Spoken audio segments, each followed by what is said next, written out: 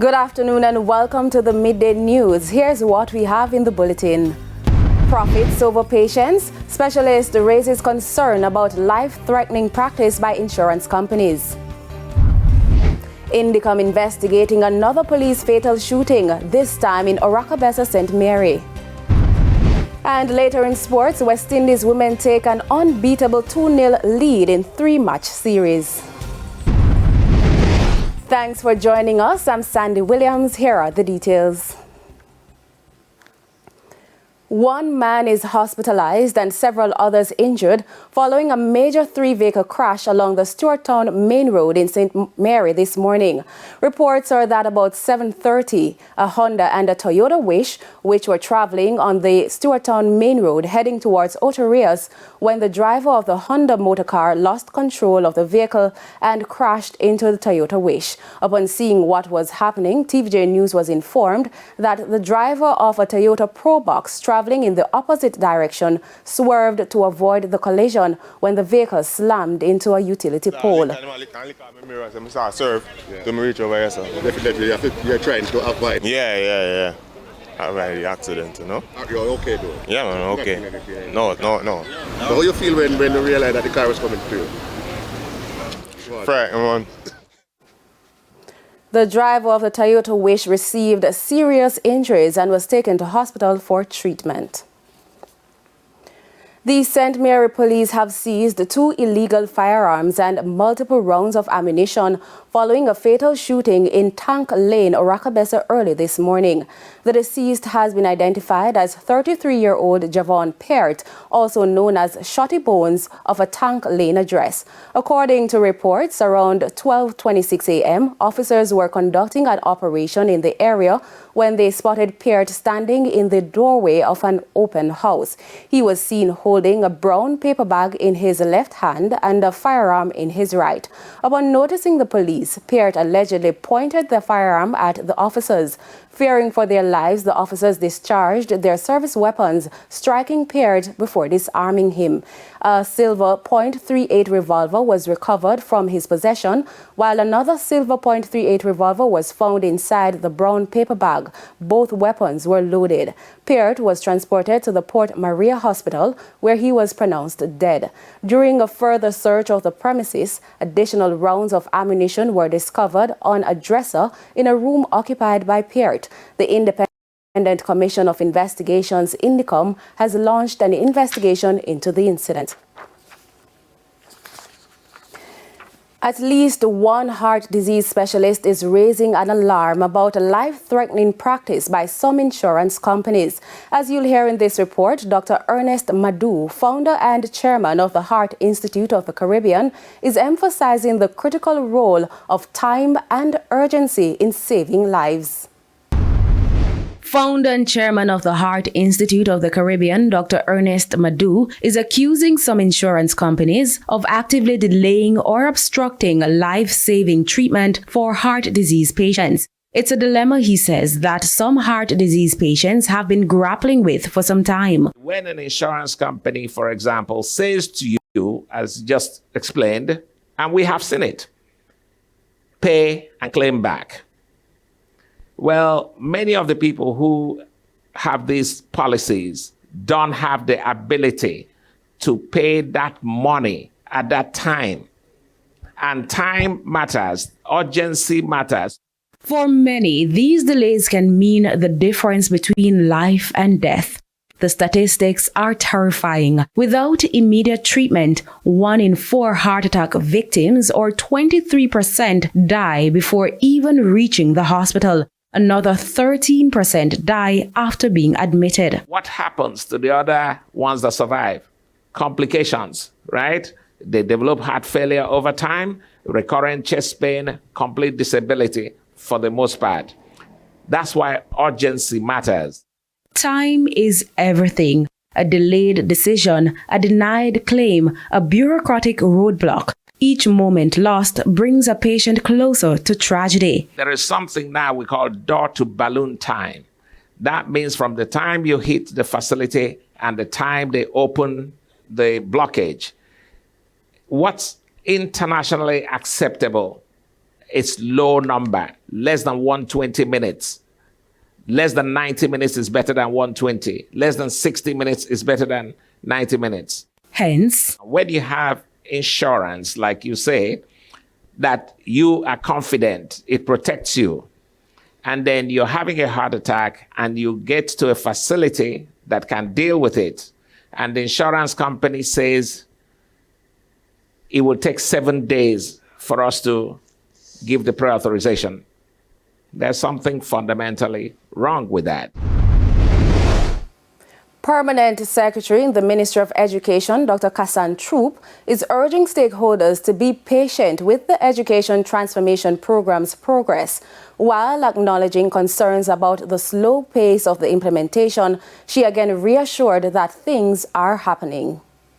I want to reassure you of the level of discourse that we have weekly with our chairman. I tell Jamaica, I go to the ETOC chairman on a Thursday morning, 8 o'clock every single week.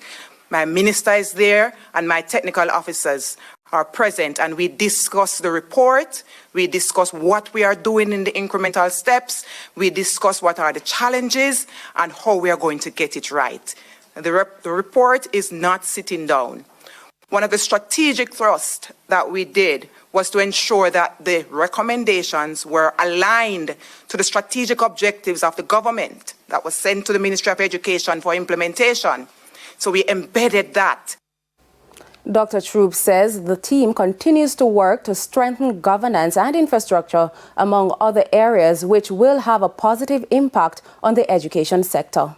And we have a consultant, and this report really is about the last 3 months' work of the ministry. So every 3 months, we come back to you as a nation to hold us accountable.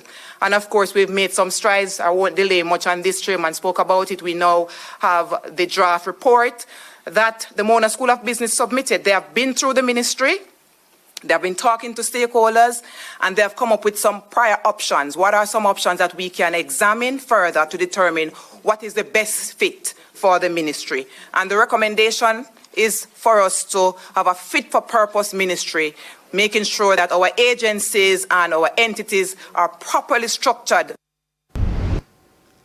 A teacher of a Portland-based school has been charged with sexual offenses in relation to a minor.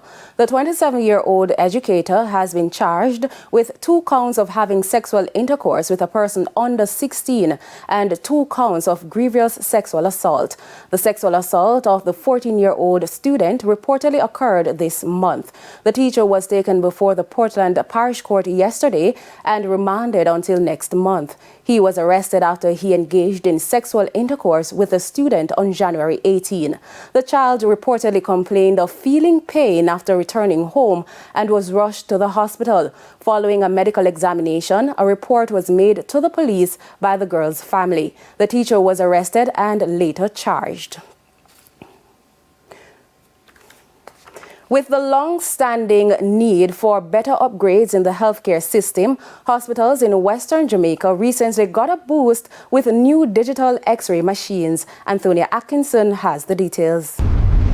the Western Regional Health Authority is rolling out 6 brand new state-of-the-art digital X-ray machines estimated at $340 million across 4 major hospitals in the region. The Cornwall Regional and Falmouth hospitals will each receive 2 new units, while Savannah Lamar and Noel Holmes hospitals will each receive 1. Clinical Coordinator of Western Health Authority, Dr. Delroy Frey, highlighted that these upgrades are a game changer for patient care. Efficiency, quick turnaround, and as we are speaking, we have installed 160 slice CT machine, one of the best in Jamaica.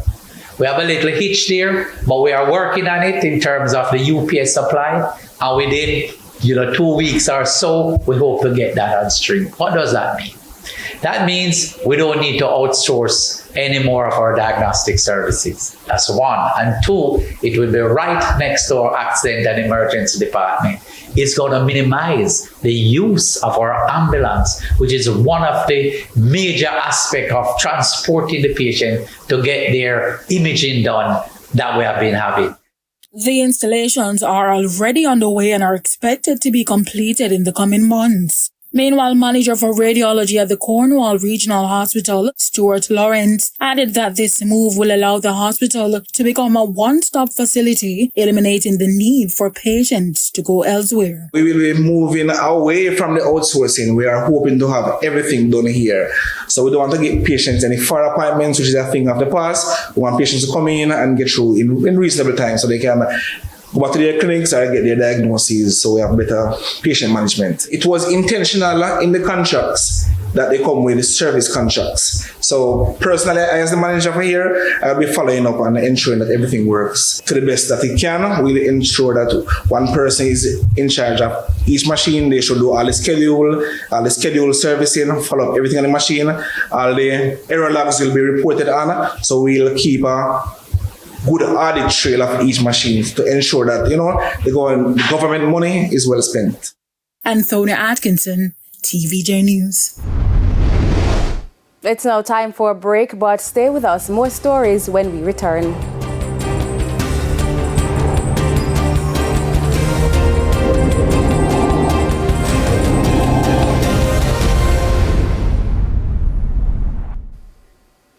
Welcome back to the Midday News and thanks for staying with us. It's now time for the Business Minute. Tax Administration Jamaica says the number of small businesses participating in its taxpayer assistance program jumped by 77% to 3,000 over the last 10 years.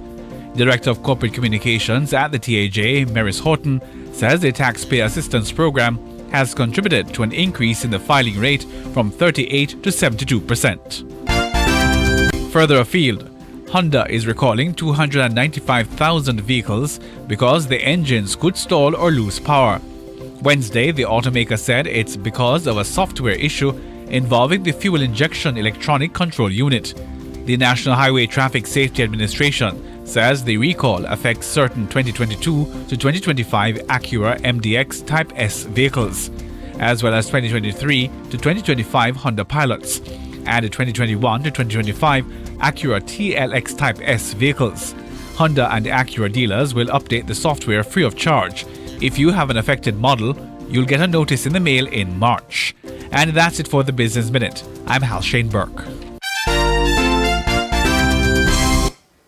And with the top regional and international stories, here's Carrie-Ann Simpson.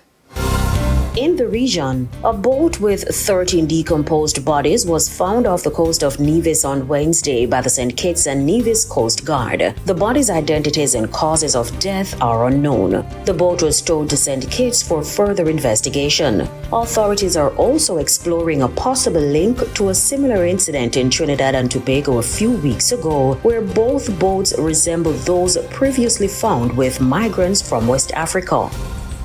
On the international scene, officials say an unknown number of people are dead after a passenger plane and an army helicopter collided mid-air last night. The helicopter was a training flight. Around 300 first responders are searching in icy, dangerous conditions for survivors. And those are the top regional and international stories. I'm Carrie-Ann Simpson. We head to a quick break, but when we come back, we'll have your midday sports report.